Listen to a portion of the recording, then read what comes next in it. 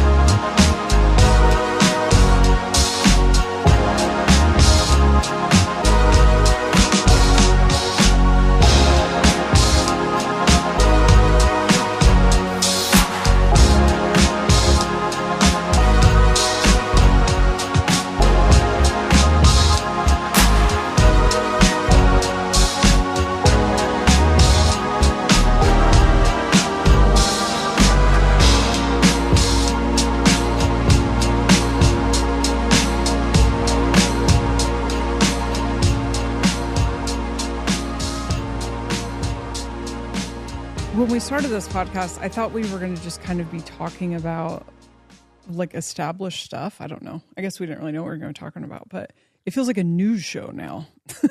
There's like it's all current events. Current events and current takes on. Yeah. It's like we can't get to a week without something.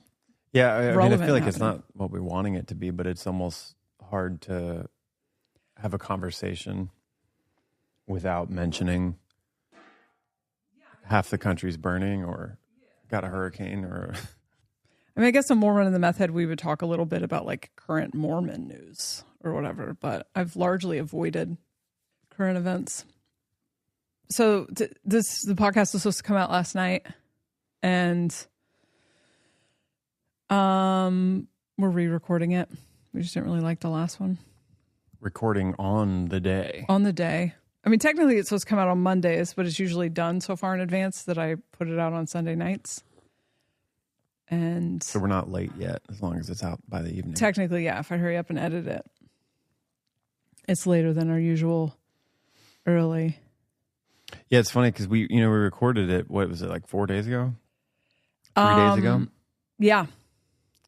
But I feel like even since then, so much has happened. So it's like you kind of, it would have been weird to release it, and we talked about like half of what has actually occurred.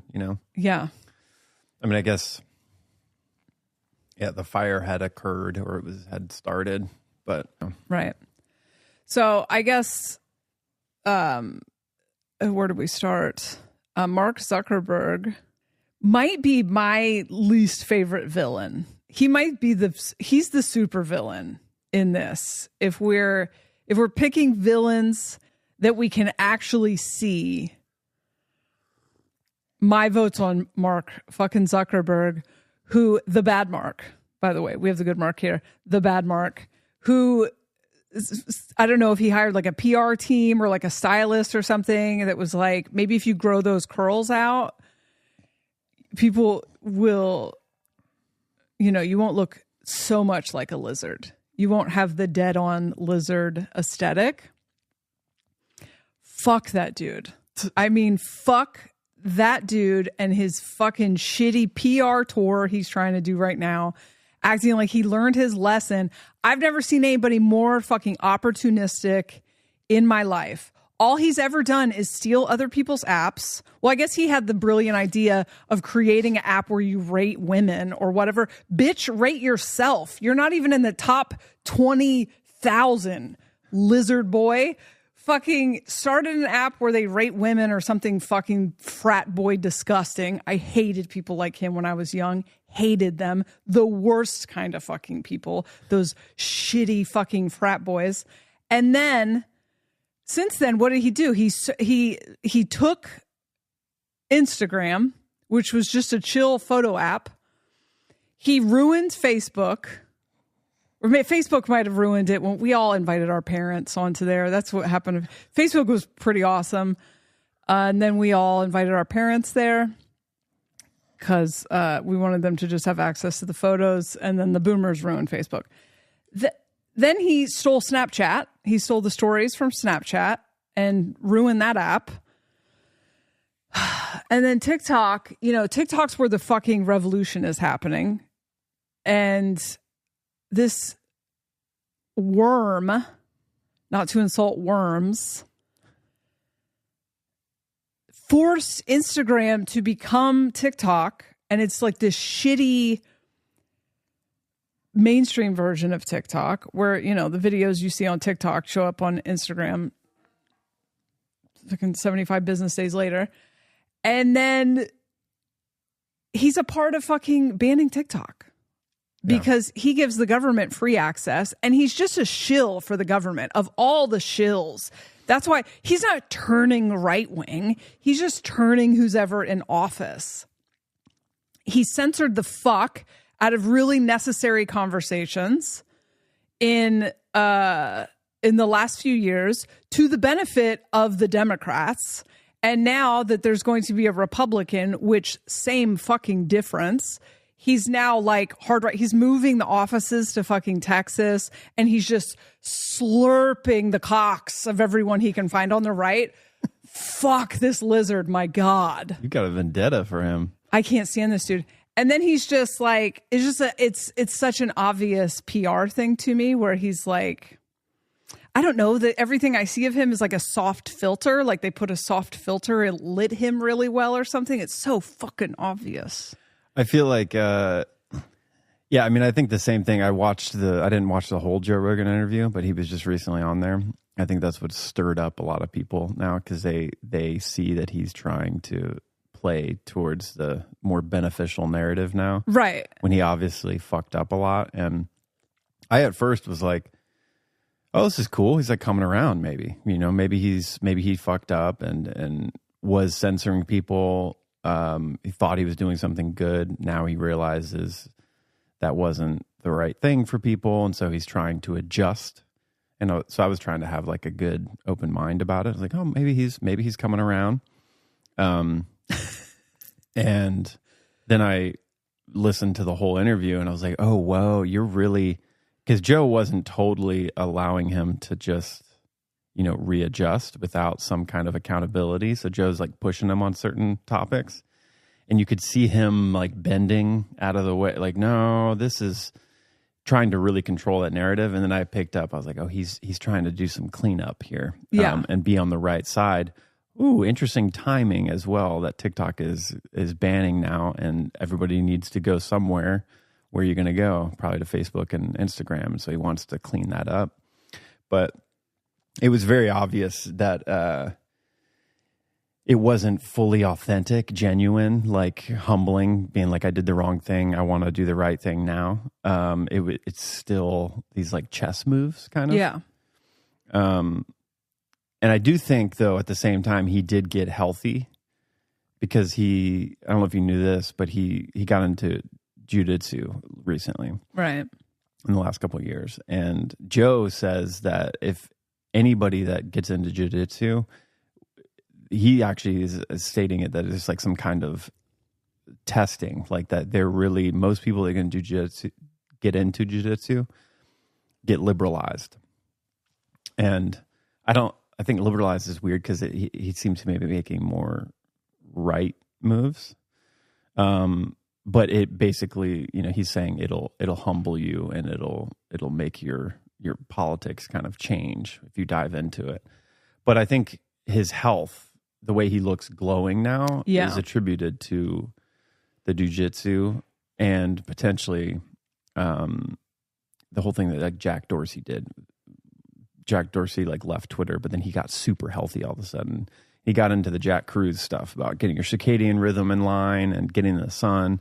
So it seems like Zuckerberg like did the same thing, and that's great. He looks healthy, and I was like, oh, cool, maybe he is coming around. But yeah, it's hard to not look at his track record and be like, dude, you've done a lot of shady things, whether that's stealing other people's things, making, behind the scenes chess moves that are more beneficial to him and not to the collective.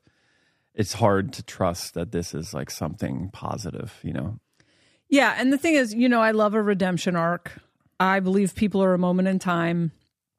I believe that this consciousness process is happening to everyone, who's capable of transforming. And so I'm not one to say because you were a shitbag villain at some point, you have to play that role for the rest of your life, because I've been a shitbag villain, right? So it's just not authentic.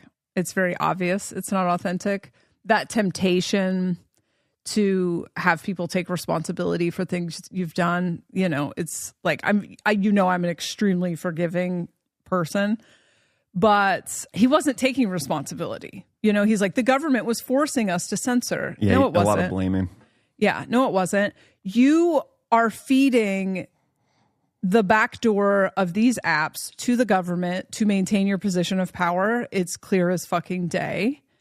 And you are in bed with the government. And now you're playing the same game that the government plays, which is throw the last guy under the bus and act like now we've got the good guy and now I'm doing the good thing. So it would have been different if he would have said, I had a bias, I didn't, this felt true, or I felt like it was important and they were kind of pressuring me. And, if it had like an authentic, vulnerable, and, full disclosure, I didn't watch the whole thing, but the timing is very suspicious. There is absolutely zero reason for TikTok to be banned. It is not a national security threat. The TikTok that we all watch is based in the United States. TikTok as a whole, ByteDance, is not China, it's fucking Singapore. Hilarious to watch our dumb fuck federal leaders not be able to tell the difference, like just flagrantly racist, cannot tell the difference between fucking China and Singapore, but you're making these decisions. We have many companies, Chinese companies operating in this country that have access to our data. The arguments in the Supreme Court are really interesting because, one of the concerns is the data, but there's so many holes in that argument, it's not even funny. And then the other one about, and for if you're living under a rock, they're banning TikTok in 9 days. If this is in the Supreme Court right now. And the argument was that, foreign adversaries are allowing information to proliferate on TikTok that is making Americans question their leaders. Oh, you mean the First Amendment? You mean what this country is supposedly based on? You mean what you haven't had to worry about much because you've had all of the citizens of this country believing that they were caught up in they were criticizing leaders, but they were only criticizing one side of the leadership. So you've had people trapped in that for so long that you haven't actually had to worry about people criticizing the leaders, because up until the last few months, people have not been criticizing the entirety of the government. They believed they had a team on this fucking sham. So you need the revolution to stop. It's not going to stop. So you need a Fed to be in charge of the dominant social media. So they're going to hand it back to fucking Fetty Lizard McFucking shitbag. And it's so obvious. So now he's like, oh, and I'm going to get rid of the censor. It's like, fuck off. I cannot stand rat, Fed, you censored. That's like at the top to me. You have been a tool of censorship for the government. No, we're not going to. No. Also, you don't know how to build a fucking algorithm that doesn't suck. It's going to be interesting to see if it plays out. I mean, I know there's like so much talk in it right now, but I've seen a couple different. I didn't watch the whole hearing. I watched people talking about it, reviews of it and stuff. And it's kind of badass. I didn't realize that, you know, all the talk when it gets into the legislation of what it's actually they're trying to prevent, you know, this corruption from China or whatever. It's bringing up the conversation in a way that hasn't been brought up, like in a courtroom per se, you know, and it was interesting to hear first how much the people in power that are trying to cancel it like don't know about the app and how it functions actually. Like they don't really even know what the algorithm is. And the interesting thing is, like, so I thought that was funny that they're trying to, you know, ban something that they don't fully understand the complexities of. They've been given some narrative of why they're supposed to get rid of it, and it doesn't fully check out. And TikTok seems to be holding pretty strong in their side, and the way that they're saying, like literally on the 19th, they're going to turn it off. It's not going to half disappear. Right. It's going down. And I heard somebody unpack that in a way that they're basically TikTok is holding their line and pressuring them and saying, okay, if this doesn't get figured out, we're going to make it go dark. You're going to deal with all the people that are going to be pissed when we do that because you're telling us to do it and you have no authority to do it. And I thought that was an interesting move. Like they're so secure in what their app is and that it is not illegal that they're going to go with it. And I think some of the legislators, they are getting a little scared of it because of the kind of backlash that might come from it. And then the other thing is interesting that like I saw bubbling up. I didn't listen to all of it, but it's all legal talk. There's some, I don't know what you call it. It's called like the 203 legislation or something that basically the argument is that the algorithm is the dangerous part and they're trying to get rid of that. But TikTok is basically saying the algorithm is a part of free speech. It's editorial, I guess. So it's essentially, it can be edited. So it is not something that can be banned. It's in coherence with free speech. If you ban it, you're banning the free speech.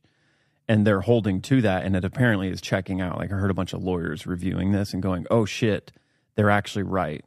And they're hanging on to that, and it actually might work in the end. It might not be able to be pushed all the way through because it's technically free speech. Yeah. And so I thought it was interesting that there still might be a chance that it either, one, it does get shut off and chaos ensues because everybody rebels against that, and who knows what could happen with that, or it just might not hold weight legally that they're going to be forced to not do it. So I think it's bringing up a lot of interesting conversation around the legalities of what is free speech. Why are you canceling this? Doesn't seem to be the real motivation. The real motivation is, come on, they're trying to censor. They're trying to control people's narrative. And that is, in this country, technically illegal. Yeah, I mean, this is where class consciousness has been, like, gestating for the last 5 years. And it's where people are getting information on what's happening overseas. They've lost control of the narrative about Gaza. You know, they're not able to call up ByteDance and say, hey, take out every conversation. Like, we know that was happening at Twitter, and we know that was happening at Meta. And so the government, basically, they're state-run apps as far as I'm concerned. And like I said, I'm on Instagram, and I sound very passionate right now because I've had a little bit too much caffeine. But I have a really good feeling that whatever happens is meant to happen. And I'm trying not to stay too, like, I'm trying not to get too swept up in the frustration of it. But TikTok is the best example of the decentralized future. People were able to quit their day jobs, make a living. That's what's frustrating to me, that there's not a lot of the positives about TikTok being talked about in the legal world. Like, so in those hearings, there isn't a lot of focus on that. And like, so everybody's just assuming it's very bad. It's for kids. It's a bunch of false information. That's why they're trying to get rid of it. But if you're not on TikTok and you're not in that world, you wouldn't see all the positive stuff. Or if you're a power hungry fucking shill, you're not going to be paying attention to that. You're just going to be paying attention to, we can't control this fucking chaos on here. But the amount of, like, it's just crazy how much that app has changed people's lives. Whether it's being able to make money and exchange goods. But also, I'm always just blown away how many, like, accidental, amazingly, like, good things come from the connections that people have. And when somebody views someone's story, you know, that's being posted, and they're moved by it, they want to help them. So they start a GoFundMe and they start raising money for them. And I've just seen so many videos of people's lives changing just because there's 100,000 people viewing their lives. 100%. There's a guy that I follow that for some reason is it's so satisfying to watch. This dude that he's like a lawn care guy, and he goes around and mows and cleans up people's yards that are obviously, like, can't afford it or disabled or And he just will drive around the neighborhood, sees it overgrown, and he goes up and knocks and is like, "Hey, I'm just I noticed your yard's overgrown. I'll clean it up for you for free. I just want to film it. It's for this, you know, my art on TikTok." And so he does it for free. It's hard. He has to convince people sometimes, like, I'm literally just doing it for free. You don't have to give me anything. And he does it, and he changes people's yards, and he's changed people's lives. But this one recently is an old woman. She's disabled, and he cleans up her yard, and it started trending, and a lot of people liked her story because he's talking to her. And they then were like, we want to start a GoFundMe. We want to, like, help this woman. Can you go back? So he goes back and is like, hey, so I don't know if you know this thing, TikTok, but there's basically a million people have seen your video, and they want to help you. They love your story. This is what they want to do. They want to donate money and maybe get your driveway redone. We can build, a handicap ramp so you can get up to your house. You can't walk downstairs. And she's like crying, can't believe it. And it's still in the process, but like they've raised enough money where they're going to be fixing the windows on her house, fully redoing her driveway, building a little, like, one of those things where it can carry you up and down the stairs for her. Ugh. All this shit for nothing. And it's changing her life. I mean, she can't even, like, believe it. And that's just one thing. I mean, I've seen so many of them where this connection that we have can be utilized in so many different ways that are empowering to the people. And of course, that's what they want to get rid of it because of that. As dark as that is, it's like, it's clear as day, you know? But if that was talked about more in that, like, in the hearings, I do think a lot of those people would be a little bit more challenged in taking such a harsh stance that this thing needs to be banned. Right, but they're all bought by the lobbyists, you know, and it's not just Mark Zuckerberg. I mean, Mark Zuckerberg is the answer, you know, he's their local rat or whatever. But it's, you know, it's certain lobbies don't want people to have access to information about what's happening around the world is a big part of it. Corporate billionaires don't, first of all, they don't like that this company's making money and that they don't own interest in it. They might own interest in it, but not enough. They want it for themselves. The fact that so many people are coming together and, we're basically creating content or bringing our wares, what capitalism is fucking supposed to be is that we are exchanging things for money, but we cut out all the middlemen. We cut out the corporations. We cut out the you got to get credentialed or whatever. Like people are making all the stuff we buy, soap, lotions, like whatever. We buy this from people making them now on TikTok. And they all want a piece of that. And they all want everyone to be forced to be a fucking employee. And they don't like this thing has decentralized and democratized society.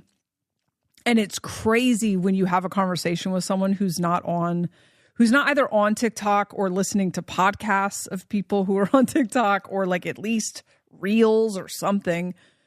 People who are not on the internet, you talk to them and it's wild. Like what consciousness has done in the last 5 years, like they have no idea. People that are on TikTok, they know about the drones. They know about everything happening internationally. They know about bird flu potentially being a thing. Like they're so in the know. And they hate that because they know this is the beginning of the end. Because if they get rid of TikTok, something else is going to come along. Uranus and Gemini is about innovations and communication. All of these energies hitting the planet right now are decentralization. We didn't get 5 minutes into Pluto in Aquarius before someone offed as CEO. And I believe every single one of those judges are bought. It's really, if you believe in the idea of a government, which I don't, it's insane that we have leaders that don't know what TikTok is. Mm-hmm. You know what I mean? Yeah, that was the most revealing thing. Like when I saw that, I mean, I guess I didn't assume that they knew much about it, but it's just so clear. You got this like ancient group of leaders in government that really are not up on a lot of like the technological advancements in the world that we're living in. They don't understand it really at all. And yeah, I think they just see it as numbers and control. And they would, take all of the positive things from us that come from TikTok just so they can get a piece of it is crazy. It's psychopathic kind of actions. So yeah, I see it as positive too. Even if we have to go through the process and it gets banned temporarily and then comes back online, like I think the conversation that's coming up and the clarity that most people can see this is some chess game that's not in our best interest, and these people's hands are being shown pretty clearly. It's just going to cause, if anything, more divestment from it, Yeah. And I don't see how they think that it's going to do anything other than that, There is a new app called Neptune that I'm like on the Discord for. It launches in a few months. The woman founder, I can't remember anyone's name. Her energy's decent. There is someone in the founding group. I don't like his energy. You watched a live of him too. Yeah, he's one of the programmers, I think. He's got, he's got the energy of the guy that sells out Neo in the Matrix. Yeah. Just so he can fucking forget that a steak isn't real. And that's the thing that's going to be so hard. We mentioned that in the podcast, the last one we didn't put out, but I think it's going to take, for people that are going to be innovating a new app that would take place of that or create these like decentralized power apps that are really for the people, they almost like have to be, as a prerequisite, like be self-aware and know the effect that innovating something like that is going to have, to not be bought by money or power or anything. Like people are going to come in and offer things that you would never imagine. It's going to take someone that can go, no, I don't care the number and care what position you're going to put me in.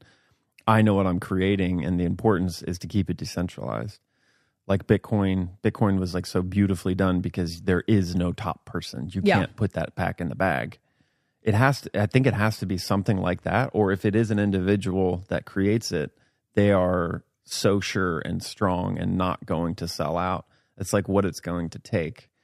Neptune, the little that I've looked into it, it does feel cool in a lot of ways, but who knows what's going to happen if that does become the main thing. That soon too is going to be, attempts to censor it and control it. I think the name Neptune is interesting, given that Neptune going into Aries is the biggest. That's probably the biggest shift. Motivating factor that I would trust that, because 100%. the symbolism is there, and whether they know that or not. So here's my thoughts, and I this I guess goes into the conversation about the California fires. What we're learning in the next few years is that we don't need leaders. We have each other, and we don't need a system. So I think it makes sense that all of the, like, even if they start this Neptune app and it's great and then they become corrupt, because, TikTok also censors some stuff. It's like weird shit, but it censors a lot of stuff as well. Yeah. What is happening to society that you just didn't see on a large scale 10, 20 years ago is people are learning, in the US, are learning how to subvert authority. You're not allowed to say death or suicide or kill or whatever. So now unalive is a word that everyone says. It exists because of TikTok, right? People have learned how to say, you're not allowed to talk about the drones on TikTok for some reason. It gets banned. So people are talking about Dior bags. And so people are learning to subvert authority. And I think the transition from the cross of planning to the cross of sleeping phoenix has to be about subverting authority before we see leaderless, decentralized things showing up. We have to lead that charge. And so I don't think it needs to be, I don't think I'll leave Instagram. I have been careful on what I say on Instagram as far as in DMs and stuff for a long time, because I don't trust them. We're at a fever pitch for a lot of this stuff. So a lot of the censorship, they're not going to be successful. But when you talk to people who come from like Eastern Europeans, there's a natural criminality to them because the oppression of that regime made them more savvy as criminals, if that makes sense. And so I think that that's a very important thing to happen. I see people complaining about the new terms of service of Meta, and I think that that's a very cross of planning take. You don't need the terms of service of an app to save you from anything. Like, you have to learn how to operate in a world the way it is and have your sense of safety come from inside of yourself and not from daddy app or daddy government or whatever. And so that's just going to keep getting reflected back to us. I think that we will see the most abhorrent behavior from the government and billionaires and stuff over the next few years. And this is why it's so important to stop moralizing these things and just realizing the masks are off. They know we know. They're going to stop pretending. They're going to let you see who they really are. That's literally what apocalypse means, is unveiling. The veil is being lifted. Even the propaganda is so, like, obviously propaganda now. And that serves the purpose of liberation, ultimately. Like, they're handing out fucking parking tickets in Los Angeles while it's on fire. While it's on fire, I saw that. That's nuts. They're handing out fucking parking tickets, and I don't know if this is true. I think it is. I've seen it a lot, but that they're doing ICE raids. They're doing immigration raids during it. Yeah, at the same time. I can't confirm that one. I've saw people getting tickets. I haven't seen an ICE raid on there, so maybe I'm not correct, but that's how they operate. They know you're in like a vulnerable state. Surprised if that kind of shit was going on. The parking tickets, one of the one of the parts of propaganda in this country is to equate first responders, like, you know, ambulance, what were they called? EMTs and Paramedics. Firefighters with cops. Oh, yeah. They're not the same thing. No, not at all. Cops are here to protect Capitol, and they're here to protect the interest of whatever. They're not even required to help you. They are here to protect fucking Capitol. On the first day of Christmas break, the first weekday of Christmas break, I was driving down this road that's ordinarily 55, but it's where our Lily school is.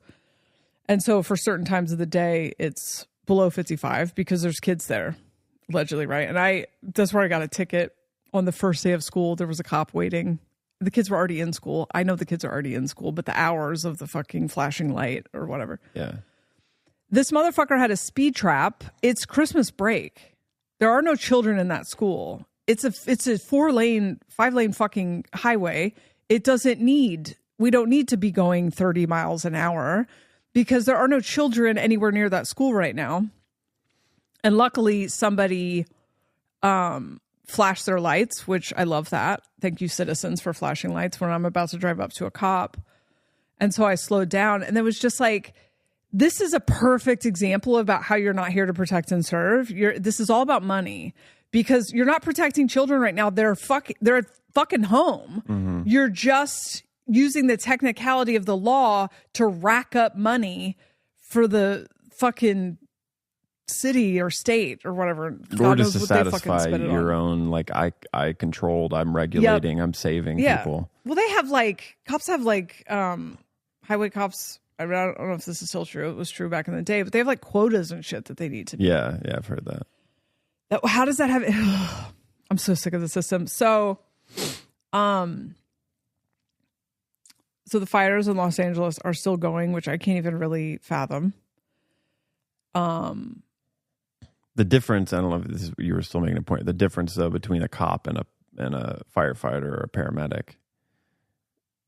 The firefighters are amazing. Yeah, the firefighter. I've never so moved when I'm watching firefighters do their job and do it so courageously. And it's always, they are there to save and protect people. And there's no biases going on. There's no morals or politics in those moments. They're just fucking heroes. Yeah, you're not shooting autistic kids or watching that in any event that happens in the world and in the country, when you see that and the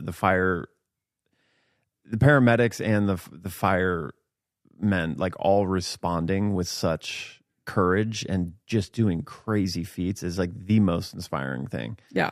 But it's funny how they are kind of clumped into the category of, officials, when it's there's very much a difference there, Yeah, imagine if every official in any kind of power position in the government was acting like that. It would be incredible. And most of them in LA, or a lot of them in LA, are actually they're prisoners. Firefighters? Yeah. Oh, right. Did you know that? Have that? Yeah. Yeah. I had a lot of friends that did fire. I forget what it's called. They did wildfires to I don't know, I think it shortens your sentence, but you get to leave and have a nice meal or whatever. Yeah, just thinking of the difference. There's firefighters out risking their lives, breathing in all this smoke, fucking saving people, saving houses. You got firefighters coming up from Mexico. You got firefighters coming from all different countries, which makes me really I can't imagine what it feels like for someone who's really identifies right wing or whatever. You watch these videos of these firefighters just coming up from Mexico after all that fucking shit you talk, after all that, close the border. Well, here they're coming across the border to save our fucking state. Do you feel like an asshole? But then I'm oh no, those people don't like California or whatever, so they probably don't even register it. There's so much happening. There's so many things to further the collective consciousness of the United States of America right now. I feel weird having this conversation right now. We have a lot of people we love that live in LA, and many of them lost their homes. I know a lot of people that listen to this podcast are in that area. I feel weird just kind of talking about it without acknowledging like it's just trauma for a lot of people right now. I think that was the reason that the first episode we recorded, we just stumbled through the whole time because of the trauma aspect of it, you know? Yeah. I think the thing that's interesting about what is this societal thing where we feel like we have to establish blame the second something happens, right? That feels like some sort of like tribal programming that we have to establish whose fault it is. Sure, the government, the government's completely corrupt. California in a secret meeting sold 80% of California's water to the people who own the wonderful company, which is not wonderful. I mean, it's just rotten. It's completely rotten to the core. And so I feel like the drive to figure out what and why also feels like the drive to understand how much danger we're all in, or like how do we protect ourselves, you know, or something. I think it makes sense if there is something where they're like, we're just going to fuck all of you out of your houses and then force you into something. It's like, it makes sense that people feel like they need to figure that out. But, and we talked about this on the last one, like so many people feel like it feels like they're wanting to bring them to justice or something, this obsession with justice. Right. So it's like, I've seen some like rich actors that are in like some other, you know, they lost homes or whatever, talking like heads are going to roll. And it's like, no, they're not. Yeah. I think it's odd using when we're at this point where like everything's kind of corrupted. This obsession with justice is to essentially like go after the system for justice with the system. So like that's we need to figure out who it is and then use the system to bring justice, you know, when it's like the whole thing, the whole kit caboodle is like corrupted. So the only justice that could like come is for us as the people to like step back into our power, divest from it and fix it ourselves, you know, in whatever way that looks. I think that's what we're moving through, is like learning that that's the only way to solve this thing. You can't, it's not about heads rolling and pointing and finding that corrupt bad person and getting rid of them with the system that knows they're doing what they're doing. It's like, this is never going to work that way. Right. So it's learning through a really rough patch of, you know, some of us getting our ass handed to us by these events, is learning how to respond in the correct way that does, you know, keep power to ourselves and divest it from whatever systems. That's where any kind of, you know, real justice is going to occur, but it's more natural karmic kind of justice. Right. Know?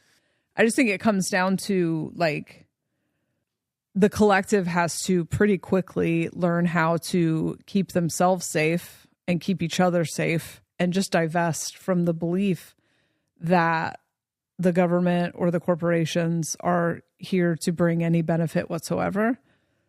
And, you know, that's what's happening there. It's the same thing that happened in Asheville. The government didn't fucking help with anything. They still haven't helped with anything. The people helped each other. And now in LA, you've got just local people doing mutual aid, taking care of each other. It's the best watching that, like watching people just really rise to the occasion and come together, save each other. People saving people's animals that they don't know. I saw one dude was just cruising around on a bike. Everybody had evacuated the area, and he was on a bike and just going by and saving houses that he could. Like, he realized one was like half on fire. There was a hose right there. He pulled out the hose, sat there and like got the fire under control, but a little bit had gotten inside. And so he needed to like get out and move and go to somewhere else. So he jerry rigged the hose up so he could leave it on and it was spraying into that house to eventually dose it down and save the house. And he totally fucking saved the house. Just did that and then went to the next place, and he's like doing everything he could. I saw people have like definitely caught some arsonists like trying to start fires. They took it into their own hands, just like things like that. It's you know, it's beautiful to see even in the face of this like really awful things happening, people coming together, showing you the power of like, we can do it. We can survive. It's us. It's not the system. Yeah. Yeah. I get choked up thinking about it, but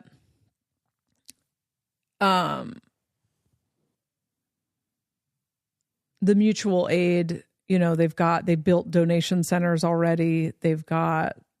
Everyone's bringing their clothes. So they're just handing out clothes for people who've been affected. It chokes me up to talk about people who have, you know, restaurants or I must be about to bleed. I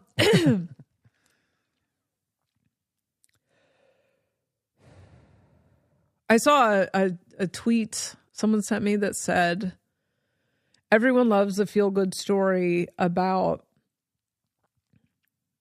humans coming together and taking care of each other, yet we're so resistant to the idea that we could just base society on that. Yeah. You know?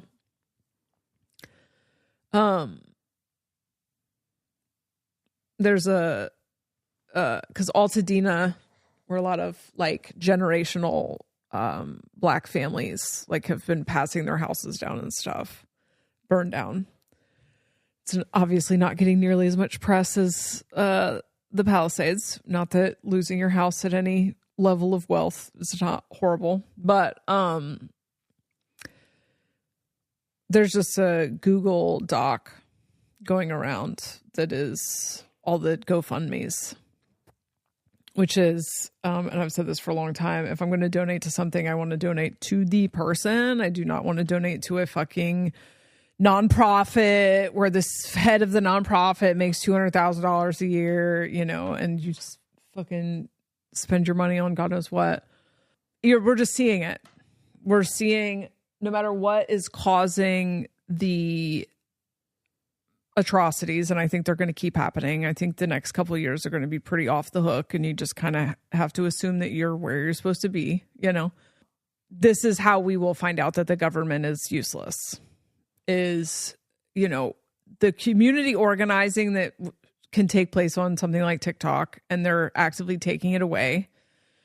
They haven't done shit about student debt. They haven't done shit about inflation. They haven't done shit about any of the things that are affecting citizens, but they are right on top of getting rid of TikTok, which is how people are organizing. It's just so frustrating when you put it in that context too. It's like all the other problems that could be focused on, and y'all are focused on a goddamn app. Yeah, because they're just isn't even threatening you. It's revealing who they are. Yeah. They don't fucking care. The citizens who have been in a slumber for generations, believing that they had a team on this fucking corrupt piece of shit psyop, have woken up and they're coming together, and we can't have that. You're not going to stop it. You're not going to unring that bell.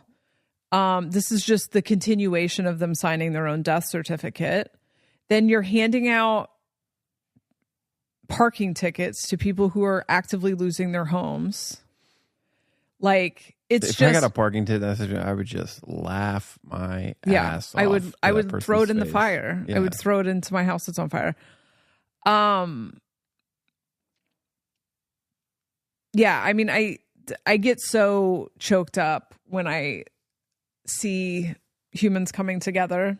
We didn't need rules. We didn't need a system. When people come together and organize around stuff like that, it's because that is what humans are. Yeah. That actually is what humans are. I think we look at psychopathy because we were like born and raised in this country in the last few hundred years into psychopathy. That's why you're sent to fucking school. so that you could be trained to be this kind of like cut off robot. You're sitting in a fucking building instead of being outside. So you become more and more dissociated from nature, and you become separate from each other. But you're the vast majority of humans that are not empty vessel fucking psychopaths. If they see someone hurt on the side of the road, they pull over to the side of the road. The vast majority. Yeah. And the rest Especially of them in are extreme situations. in extreme situations. You see the best of humanity. Why? It's because the humans, if you took them out of this fucking system, humans would show up and help their fellow man. Yeah. The system has given the illusion that you don't have to do anything. Someone else will do it. It's like putting the shopping cart back. And for a long time, I didn't put my shopping cart back. I had to learn to take like the effect that I have on other people, because I was, like brainwashed, I guess, into this idea that like someone else will take the shopping cart. Someone else will handle the thing. Someone else will do it, And the dissociation from all the trauma in my life as I healed, I'm like, oh, I'm having an impact on the world around me. That's like a point of consciousness, right? But even the boomers will fucking stop. Someone's got a flat tire or something, it is human nature. So, and this is the reason I resonate with the Penny Kelly book so much, is I think that we're being forced to move into a completely different way of being. And most of what was established under the cross of planning will change over the next 10, 20 years, but a lot in the next 5.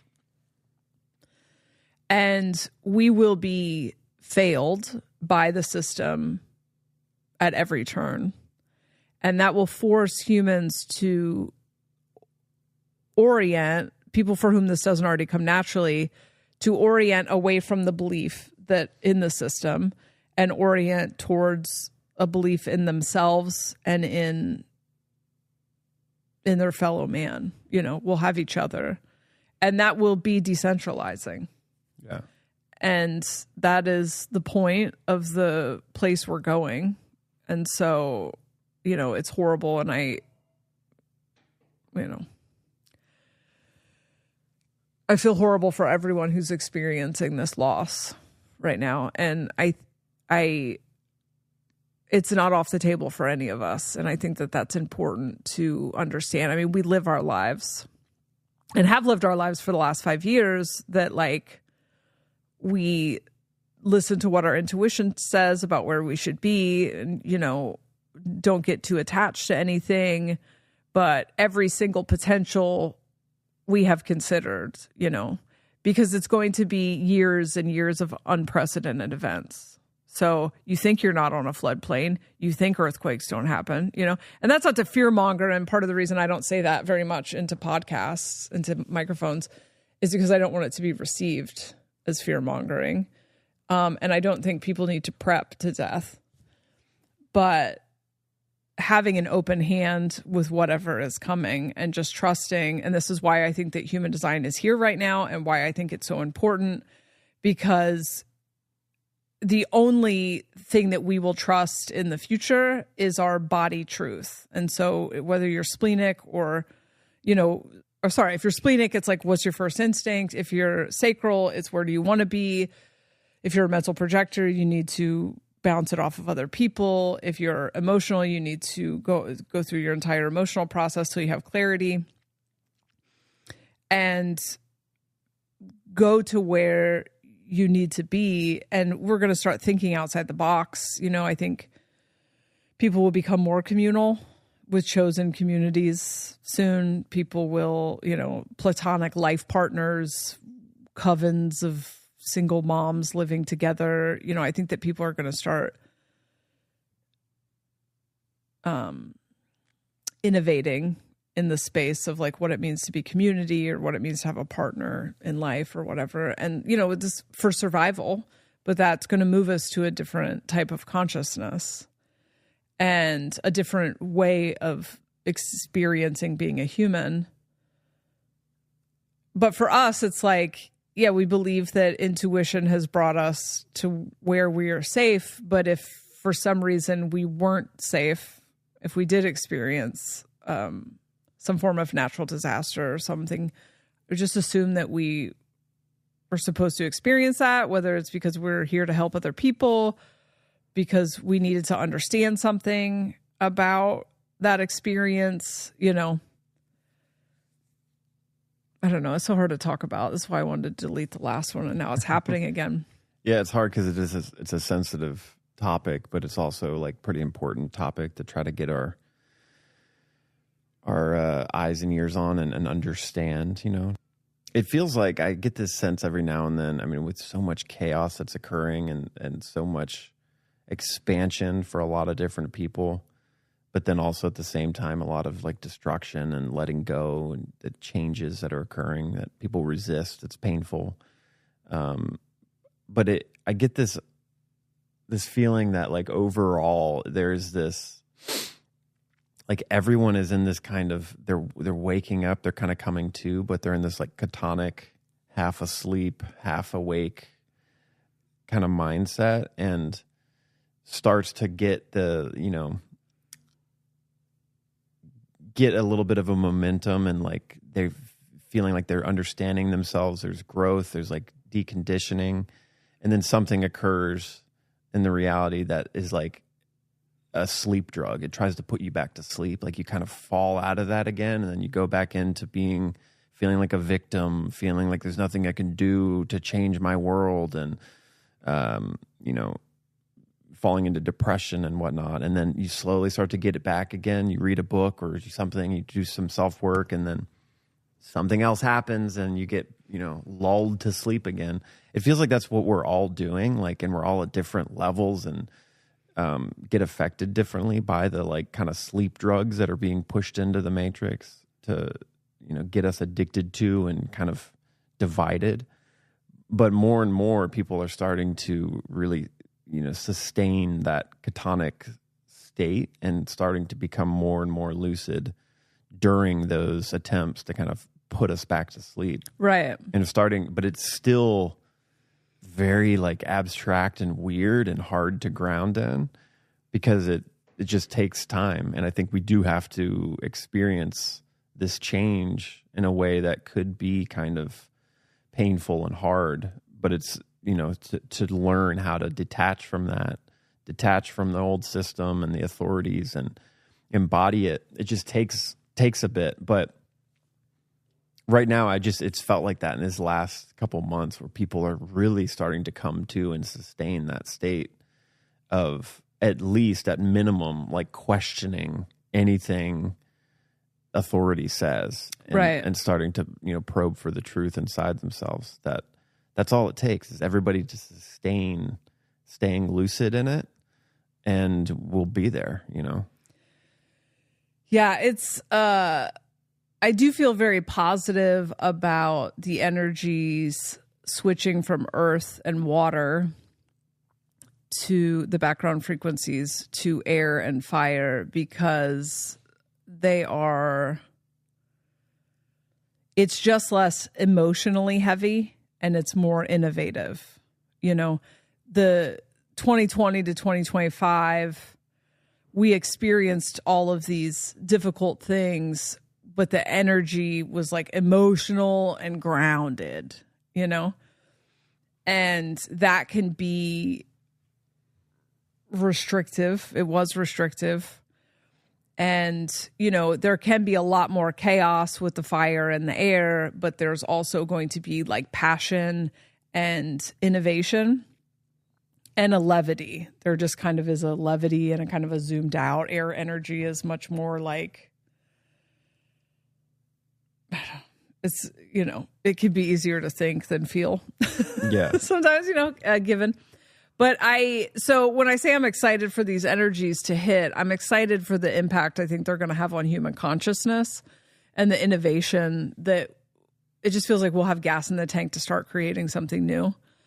But I do think that we are still actively in a collapse.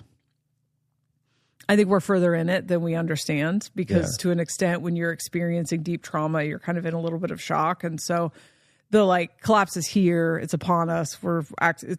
It's well underway, But I do think there will be a lot of earth changes, a lot of forced migration, a lot of really kind of unexpected twists and turns that are pushing us to a new way of being.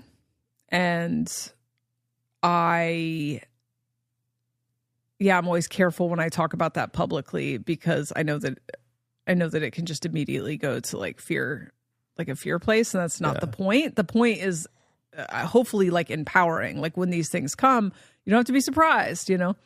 And it's something you and I talked a lot about in 2020. And I did an episode on Soberish called Zombie Timeline, where I think I talked about it. 2020 was clearly the end of that world to me, to you. Like we talked about this all the time. And then everyone was talking about wanting to go back to normal. And although like in the physical reality, there was a pandemic and everything else, it was so much more than that. Mm-hmm. And literally my memories from pre-2020 are a different color. There's a different sound. Yeah. It was a different world. And then, 2020, we went to the underworld for a couple years. And what I received energetically from 2020 was the world is changing now. Something new is coming. Anything that looks like the old thing is a zombie. It's an illusion. And then we got some reprieve, a little bit of reprieve here in the United States, at least. And when there are calm times, and I don't know how many calm times there are going to be, I think the temptation is to go, okay, we'll go back to normal now. Mm-hmm. And that is actually a window of time to adjust to a new way of being, which I think, most people probably listening to this have been kind of doing. But I think for people who are trying to relive the cross of planning, the collapse will eventually have to happen in like some sort of tower moment, I think, for them. I mean, I think about this a lot with like people pursuing fame or whatever. It's like, yeah, I mean, that's over. And you could just move your energy elsewhere, or you could go down with the shit, or, any of the psychopaths. I just don't know that they feel things. I don't know what that's going to look like for them. But I think the next couple of years, it's going to become really obvious that everything that was the cross of planning is over. Yeah. And I think that the shifts are going to be very, very fast and very, very abrupt. And yeah, I don't know. This one feels like a bummer too. I don't know. I guess it's just going to be sometimes. Yeah, I mean, it's hard. I think a lot of these events that are happening, they can be heavy to get through and go over. But I do think that there's like a common theme kind of in all of it. I mean, the angle we're always talking on, it's like, yeah, there's a change coming. There's a new background frequency that's going to change everything. Expect this to be occurring, a little bit more. It's helpful to look at, I think, unpack some of these in this perspective, because it can be kind of paradoxically painful and sad to discuss and experience, but also grounding and kind of enlightening to, see it for what it is and kind of get a gauge on like where we're going, what's, what the gameplay is, I guess. But yeah, I think it's all paradox, it's like, it's heavy and uncomfortable to experience loss, but it's also always something that's moving towards getting, more space for something new, or kind of all of us being forced to adopt a new way of being, right? In some ways. I think like throughout history, if you look at like huge shifts in the human experience, like things that took us into a different direction, to be living in that moment was probably really rough. There's a lot of like death and destruction.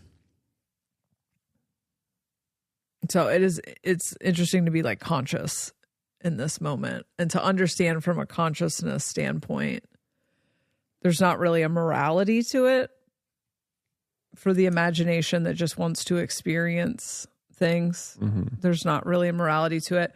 I think one thing that will really hang people up is that justice thing, is the fairness thing. That's the biggest thing I see too. It's like we all want somebody to be blamed, and bring them to justice, so we can all sigh and go, okay, they got punished too. I don't know if that's going to happen.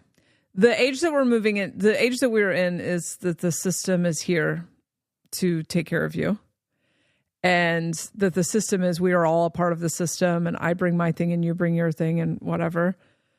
But it's centralized power. And the new thing is, you are here to save you.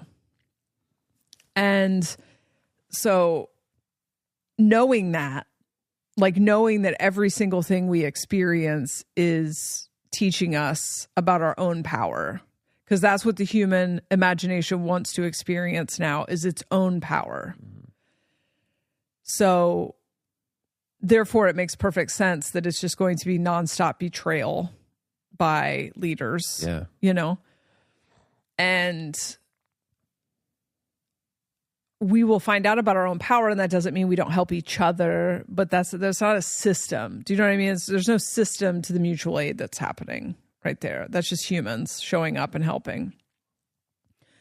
And humans are finding out about the power of humans without needing to be micromanaged or told what to do or whatever. Yeah.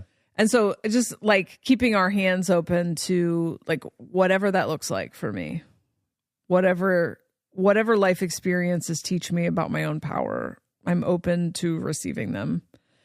And whatever this change needs to transform to move me to where I need to be, so be it.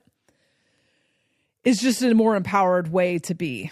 Yeah. Because I do like to rant and bitch about things, but the sooner we can recognize and come to a place of acceptance that these things are just corrupt. These people are full of shit. They don't give a fuck, and they never are going to. They are never going to change, probably. I mean, if they change, cool. But accepting the reality of the situation will cause us to innovate and create new things to take care of ourselves and others. Yeah. And then for me, it's like the justice thing is part. I get like comforted by the idea that there is the real justice in the universe is this karmic kind of things that comes back. And I think that for me, I'm like, I want people that are doing this, that are being hurtful to other people, to get that back or suffer or get something to make it all make sense. I think that's why we all want the justice. But I like just thinking, I know that that's going to be handed to them in due time, the perfect time when it's most effective, that those karmic loops will come back. And not in the way that it's like, well, karma's going to get you, bitch. It's just like, that's how things work, know? And I don't need to force and be all kind of caught up on trying to get this justice in this lifetime. Is saving all that energy for yourself, for actionable things to actually, empower yourself. And then know that the assholes that are doing that shit will have their time at some point, and experience the same thing. They're gonna go be like janitors or something in the fourth density, they have to go start over. I mean, the way karma works, though, it's like, for all we know, they were victims of some atrocity in the last lifetime, and now they're trying to understand being a psychopath. Yeah. I mean, it's just it's like at that level, there's no real good and bad. It's not like all the people that were perpetuating this evil shit here are going to immediately go to like a hell realm. It's like, it's so much different, I believe. Like at that level, the morals are not the same that we have here. It's not, oh, you did bad, you killed this many people now. But I think it does come back. It's just like in a way different way than we think. It's much more macro and The people who do that kind of stuff, they live with a constant lack of contentment that you can't even fathom. Yeah. And that's hell.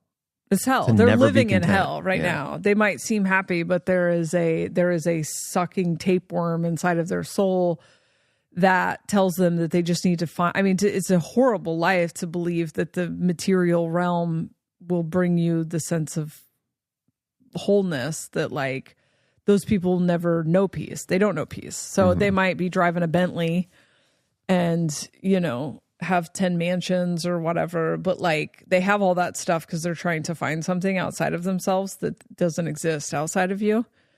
And, you know, by virtue of when someone is exhibiting that behavior, it means that they don't have the thing inside of them.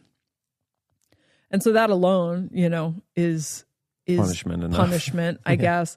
And, you know, my take is just mostly, I mean, it's, you know, some of them will get punished. You know, that CEO guy. And that's fine. But it's just, it feels like the need to establish blame and like see justice carried out or just feels like a huge waste of energy. It feels like we don't have time. Yeah, exactly. We don't have time. We actually need to just go, okay, this is this, and then plan how we are going to keep ourselves safe and get through this transit and just this transformation, and then just kind of trust that, you know, reality is reflective. So what they've put out into the world will reflect back to them. Their time is up. It's very obvious. And, you know, heads will not roll in that way, you know, not holding anyone's feet to the fire in that way because they don't give a shit. Moving on and creating our own thing.